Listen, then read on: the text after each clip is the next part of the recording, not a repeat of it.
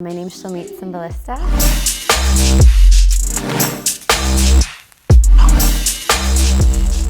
I moved here from New York. I made Aliyah in December 2012, so I'm coming up on 6 years here. I went to Binghamton University in upstate New York and I studied biology. When I first made Aliyah, I had a plan to go do my master's degree. I wanted to go into research either at Tel Aviv University or Weitzman Institute. And as I was applying for a master's degree, I got connected to the CEO of my first job here. And when we had met, we just started kind of talking about the medical device field and what it entails.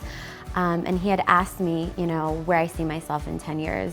And having been out of university for only, 8 months at the time, I didn't really know how to answer that question.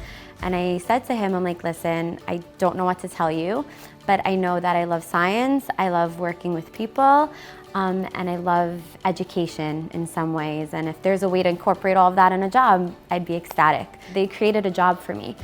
In that way, I was a total blank page, and they guided me through the clinical experience of medical devices and I was then exposed to regulation, which then prepared me for my current job. I currently work in the medical device field in a company in digital health called Zebra Medical Vision. I work in the regulatory affairs field. So basically, it's my responsibility to ensure that the devices, or in our case, software that's being developed, is in accordance with international regulation. I don't make work my everything. The way I kind of view it is that life is life and work's kind of an accessory to it. It's a part of it. And I'm constantly looking out for new events happening in Tel Aviv, what's going on, live music, and art exhibition, an event, and just getting my friends, finding my yes people, and getting out and going to explore it and experience it. Well, I actually made some of my closest friends today when I did All Pon. And I think also just through community, you meet one person and then you meet their friends.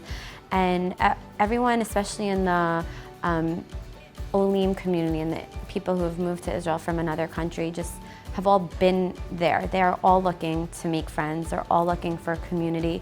So I think it's very easy to be drawn together by people who have had similar experiences that you had. I could understand for the most part. I could read and write, but I did not feel confident at all to speak when I got here. I was not fluent in any way, shape, or form.